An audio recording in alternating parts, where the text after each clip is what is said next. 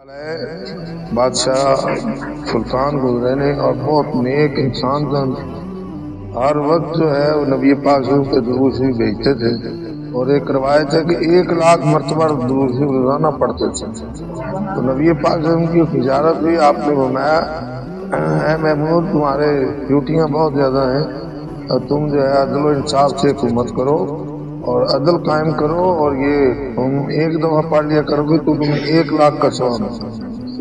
تو درود شریف کا نام ہی درود لکھی ہے, کافی لمبا درود ہے وہ, تو 1,00,000 مرتبہ روزانہ پڑھتا.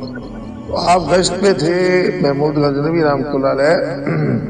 گشت کرتے کرتے ایک آدمی کو دیکھا وہ تندور پہ سو رہا تھا, چادر اپنی جو تھی عام تھی وہ لے کے تندور پہ سو رہا تھا.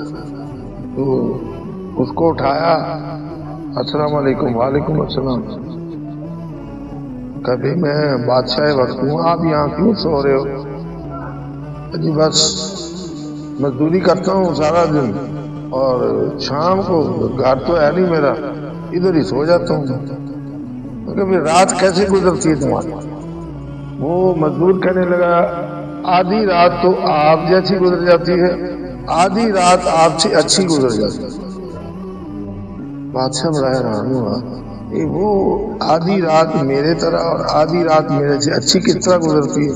تو کہ جی تندور گرم ہوتا ہے, جب میں آ کے نماز پڑھ کے سو جاتا ہوں عشاء کی, تندور گرم ہوتا ہے, آدھی رات تک تو گرم رہتا ہے, میں سویا رہتا ہوں. اس کے بعد پھر سردی ہو جاتی ہے, پھر میں اٹھ کے اللہ کی عبادت شروع کر دیتا ہوں. ایسے نوجوان جن پہ اللہ کی اچھی رحمت ہو کہ آدھی رات سوئیں اور آدھی رات اللہ کی عبادت کریں, وہ پھر اللہ کا جن پہ کرم ہو وہی کرتے ہیں. اسی طرح ایک التمش تھے بادشاہ, بہت نیک وہ بھی بادشاہ تھے, تہجد گزار تھے. ایک پہاڑی قلعہ تھا, پہاڑوں میں گرا ہوا اور برف باری ہو رہی تھی. 1 مہینہ ہو گیا تھا اس کا محاصرہ کی ہو رہا اور وہ قلعہ فتح نہیں ہو رہا, یہاں تک کہ بادشاہ کو خود وہاں جانا پڑا. بادشاہ خود وہاں پہنچ گیا, 8 دن ہو گئے بادشاہ کو لڑائی خود کرتے ہوئے 7 فوج کے, لیکن قلعہ پھر بھی فتح نہیں. اور بادشاہ کس طرح کا تھا, خود تہجد پڑھتا تھا, ساری فوج تہجد پڑھتی تھی. ڈرم رکھے ہوئے تھے اور وہ جو کچھ بندوں کی ڈیوٹیاں تھی وہ ڈرم میں پانی گرم کرتے تھے, اور آدھی رات کو پانی ڈرم میں گرم ہو جاتا ہے جب, تو پھر اٹھ کے سارے تہجد پڑھتے, بادشاہ ہی پڑھتا, سارے پڑھتے. ایک دن بادشاہ رفع حاجت کے لیے باہر گئے, جب واپس آ رہے تھے وضو تو گرم پانی سے کرنا تھا, لیکن ایک نوجوان وضو کر کے ادھر سے آ رہا ہے ایسے اپنے بازوؤں کو چاٹتے ہوئے. آپ بازوؤں کو وہی چاٹتا ہے جو وضو کر کے آیا. بادشاہ کو بڑا حیرت ہوئی, یہ تو ادھر تو ندی ہے اور ندی میں برف جمی ہوئی ہے. اس طرح ہم کولا رکھتے ہیں پانی میں, ابھی پانی نیچے پانی ہوتا ہے, اوپر برف جمی ہوتی ہے, پاپڑی تھی, اس طرح کی پوری ندی کی پاپڑی. بادشاہ کو تھوڑا سا مہم ہوا, بادشاہ نے کہا چلو اپنے ماویوں کا ندی کی طرف چلتے. وہ اپنے جدھر جانا تھا کیمپ میں چلا گیا, اور بادشاہ وہ جہاں گیا تو دیکھا ایک جگہ پہ ندی میں, وہ جگہ وہاں سے نا برف ٹوٹی ہوئی تھی, ساری ندی پہ برف ہے, وہاں سے ٹوٹی ہوئی. بادشاہ نیچے گیا, جب ندی میں ہاتھ ڈالا وہ ٹوٹی ہوئی برف میں, تو وہ پانی گرم تھا.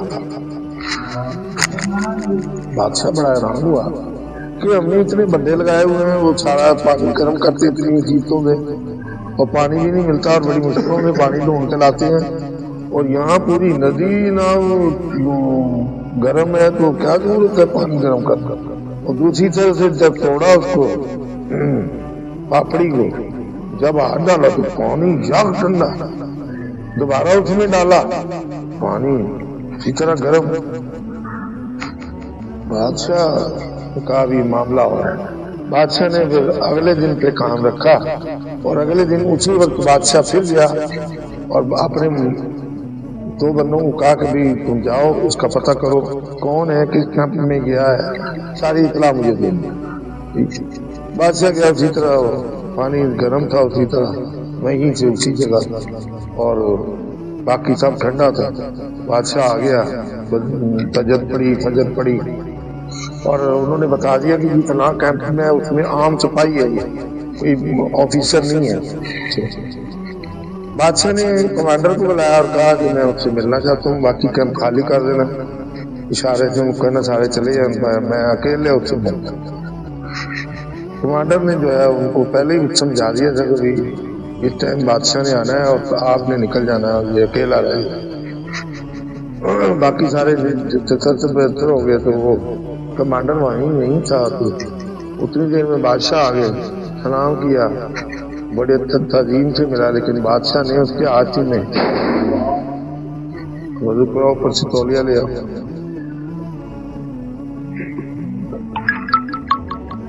بادشاہ نے کہا جی بات یہ ہے کہ یہ جو میں قلعہ فتح کر رہا ہوں نا، یہ میں کوئی اس لیے نہیں کر رہا کہ میری حکومت زیادہ پھیل جائے، میری بادشاہی زیادہ ہو جائے، میری حکومت جو ہے اور زیادہ مضبوط ہو جائے، اس لیے میں قلعہ نہیں فتح کر رہا.